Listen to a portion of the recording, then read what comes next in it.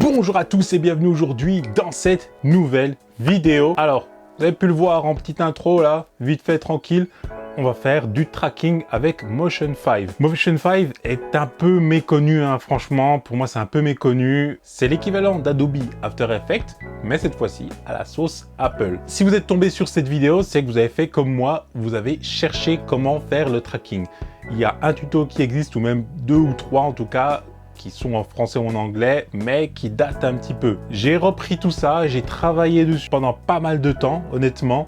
Et moi, je vais vous livrer ma recette pour le tracking la plus efficace possible. On se retrouve sur le PC tout de suite. On ouvre Motion et là, il nous propose de créer un projet Motion. Est-ce qu'on va faire les autres choses ne nous intéressent pas pour l'instant. Nous, on a juste besoin de faire un effet sur une petite durée. Là, donc j'ai mis 10 secondes. Hein, voilà. On va se mettre bien sûr en 25 images par seconde. Je me mets en 1080p. Hein, pas besoin d'aller plus loin que ça. Et on va ouvrir ce nouveau projet. Là, tout est vide. Alors, je vous demande dans un premier temps de vous mettre dans Inspecteur. Ok, comme ça, c'est beaucoup plus simple pour s'y retrouver. Et là, le groupe, donc on va avoir un groupe où ça va être la vidéo qui va être là, à cet endroit. Et on va créer un autre groupe, Tracking. Il est important pour moi de séparer ces deux éléments-là. C'est vraiment capital. C'est pour s'y retrouver plus simplement. Et quand vous voulez faire des multiples trackings, c'est beaucoup plus simple. Alors, je choisis de déposer ce petit extrait. Pas très long, hein, vraiment, on va faire que du tracking très simple. C'est l'intro de mon test du Mavic Air 2. Donc là, je suis filmé au Mavic Air 2 sur mon skate. Donc moi, je suis en mouvement hein, tout le long. Et on a des points de repère qui sont assez contrastés, comme le haut de ma casquette, mon t-shirt, enfin voilà, par rapport à l'ensemble en fait de la vidéo. Et c'est ça qui est important.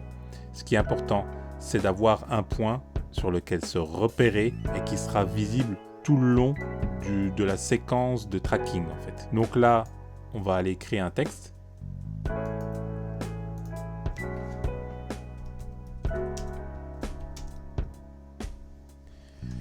Voilà. Alors, on peut laisser... voilà, ça, c'est très bien. On va laisser cette police-là. On peut se poser n'importe où pour l'instant. Ça n'a pas vraiment d'importance. Vous allez voir après. Alors, je modifie un petit peu hein, pour...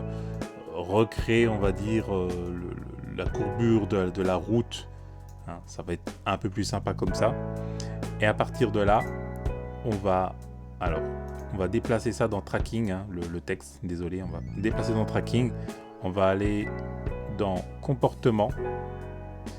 On va dans Suivi de l'animation et Suivre le mouvement. Ici, on a une petite croix qui est rouge là. C'est l'ancrage en fait. C'est à ce moment-là que vous allez donner le point de référence en fait de votre tracking. Là, j'ai un tout petit truc là sur la casquette.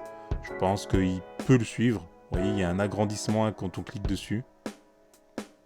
Donc moi, je vais mettre sur la casquette. C'est parti. Et à partir de là, donc on voit bien ici là dans le repère que c'est bien le point que j'ai choisi. À ce moment-là, moi, je peux choisir aussi ici la durée du suivi de mouvement. Hein. Je peux prendre juste une partie ou tout. Là, on va prendre juste une partie, par exemple. On va aller jusque là, la moitié, hein, parce que ça met pas mal de temps pour faire le calcul, en fait. Et là, on change rien. Honnêtement, on change rien pour l'instant. Et on va dans Analyser. Vous voyez que là, il fait le boulot image par image pour calculer donc le tracking. Et il le fait très très bien puisqu'on voit bien que Mavic Air 2 suit bien le dessus de ma casquette pour l'instant. Voilà, c'est terminé. Je reviens en arrière, comme ça. Hop. Et on voit, je vais y arriver, on voit que le tracking fonctionne jusqu'à la fin. Bon, à la fin après, hop, il lâche le truc, c'est pas grave. On va raccourcir d'une image. Mais bon, c'est pas grave. On a un tracking du début à la fin. Et c'est tout. Le tracking, c'est juste ça. C'est juste ça. Après, vous pouvez aller jouer sur plusieurs choses. Comme là, alors par exemple, on va cliquer sur le texte. On va aller dans Propriétés. Et dans Propriétés, on va aller ajouter des images clés sur la rotation en fait du texte. Donc là, au point de départ, je l'ai mise comme ça. la rotation et en fait à la fin on va aller là et on va pouvoir dire que cette fois-ci on le veut plus comme ça ou voilà parallèle peut-être à la route ou enfin voilà, peu importe, ça va changer. Hop, voilà. Donc Mavic R2, hein, ça suit correctement. Alors, on va aussi jouer sur l'opacité en fait. Donc surtout à la fin pour faire disparaître tranquillement, gentiment le texte. On va aller ici vers la fin. Et ici, on va cliquer pour créer une image clé. On va se rendre un peu plus loin ici. Et là, on va le mettre à 0%. Donc gentiment, ça va faire un petit fondu là qu'on voit. Ça disparaît. Alors, dernier petit bonus. Pour faire apparaître ce texte-là comme sur une machine à écrire, il y a un comportement d'animation de texte qui s'appelle machine à écrire. Alors là, le truc, c'est que, vous voyez ici, il va le faire sur tout le long de la vidéo. Nous, ce qu'on veut, c'est pas ça. On veut le raccourcir. Donc, on va le mettre sur 1 seconde environ.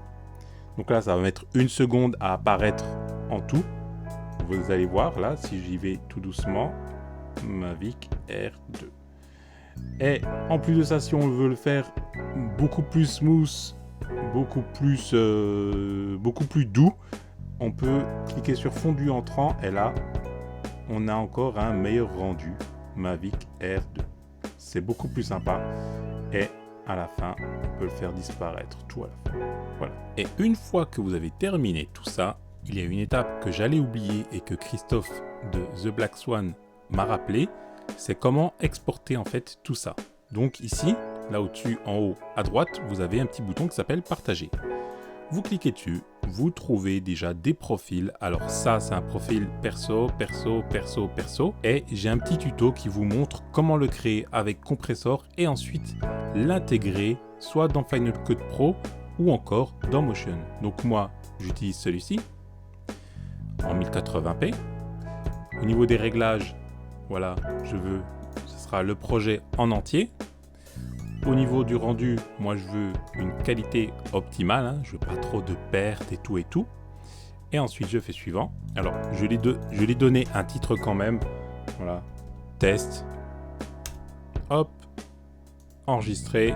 Et à partir de là, on a le rendu qui se fait ici. Donc là, si vous cliquez là-dessus, on a la progression, là en temps réel. C'est pas super long à faire honnêtement. Bien sûr, tout dépend de la configuration que vous avez derrière. Et une fois que c'est terminé, vous retrouvez ce fichier-là dans le dossier où vous l'avez envoyé. Vous le reprenez, vous le remettez dans votre timeline Final Cut Pro et c'est terminé. Et c'est tout pour le tracking. C'est aussi simple que ça avec Motion 5. Et voilà, c'est terminé pour cette petite vidéo. N'oubliez pas les pouces en l'air, n'oubliez pas le petit commentaire qui va bien pour les questions. Et bien sûr, abonnez-vous, activez la petite cloche. C'est Najib pour la chaîne NKO et je vous dis à la prochaine. Peace!